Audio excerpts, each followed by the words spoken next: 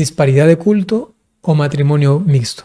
Existe esa forma, puede acercarse al sacerdote y decirle cuál es su situación y él puede darle las opciones para esto.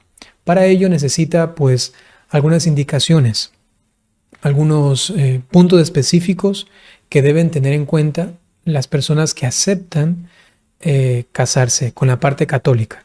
Entonces un católico se puede casar con un bautizado no católico, que sería un cristiano, protestante.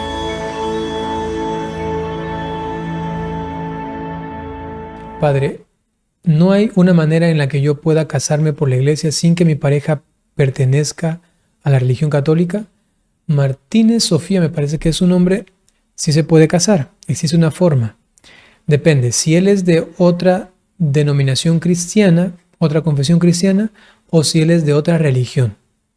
Dependiendo de esto, existe dentro de la Iglesia Católica un rito para el matrimonio.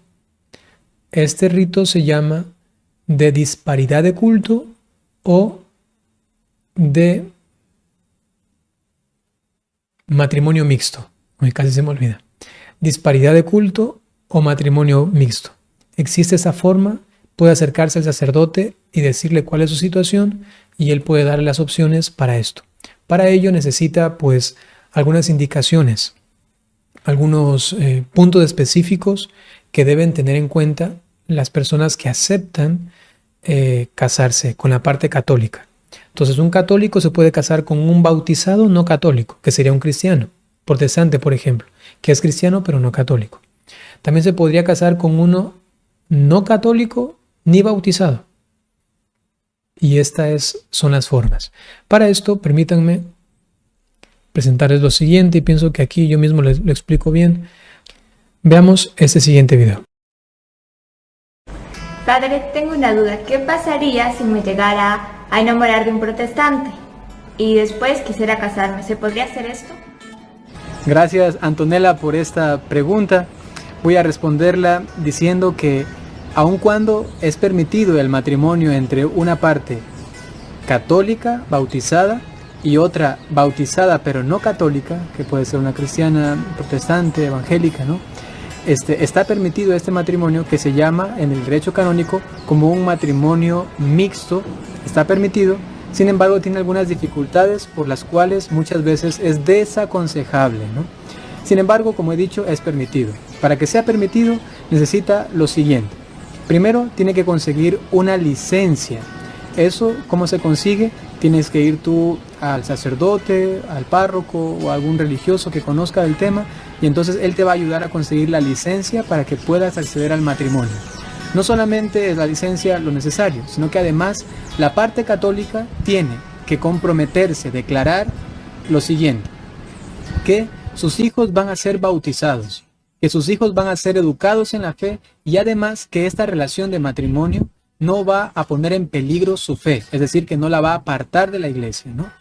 Y por eso digo que es algo a veces muy especial, porque muchas veces yo conozco matrimonios que en esas situaciones luego viven muchas diferencias, muchas inclusive peleas por cuestiones de la casa, como inclusive adornos de la casa, ¿no? Luego lo que comparten, porque la fe es algo muy íntimo, ¿no? Y luego ya no pueden compartir momentos especiales como un matrimonio, quizá un bautizo, unas exequias, la Navidad, la Pascua, Pentecostés, y entonces siempre normalmente hay esas dificultades. Por eso se necesita una licencia, estudiando bien el caso, ¿no? Y además, la parte que es no católica, pero bautizada, esta parte tiene que también aceptar los siguientes puntos doctrinales que son necesarios para acceder al matrimonio, ¿no? Y son 5 puntos, ¿no? Primero, que corresponde a la esencia misma del matrimonio, ¿no? Las propiedades esenciales del matrimonio. Primero, que el matrimonio es solamente con una sola persona, ¿no? Son una pareja. Y segundo, que es hasta que la muerte los separe. Una vez que el matrimonio ha sido consumado, ya nadie los puede separar, ¿no? Solamente Dios y la muerte, ¿no?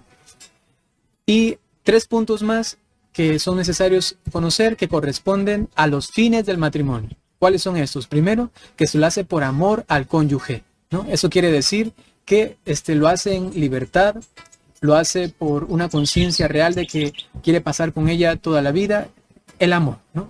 Segundo, lo hace para tener también hijos dentro del matrimonio. Es importante, que no se opone a la concepción, ¿no? Y además, tercer punto, que estos hijos van a ser educados en la fe. La parte no católica bautizada tiene que aceptar esos puntos también. Y también aceptar la declaración que ha hecho la parte católica de que no está en peligro la fe, de que va a bautizar a sus hijos en la fe católica y que los va a educar, ¿no? Entonces todo esto aquí engloba lo que es necesario para que entonces se consiga esta licencia para que pueda haber un matrimonio en esta circunstancia. Muy interesante. ¿Y qué pasaría si en cambio me llegara a enamorar de una persona que ni siquiera sea cristiana? Por ejemplo, un musulmán o un budista. Este otro caso, que es en cambio entre una parte católica bautizada y entre otra que no es bautizada, que tiene otra religión, por ejemplo un musulmán, como has dicho, ¿no? Se llama en la iglesia matrimonio con disparidad de culto, ¿no?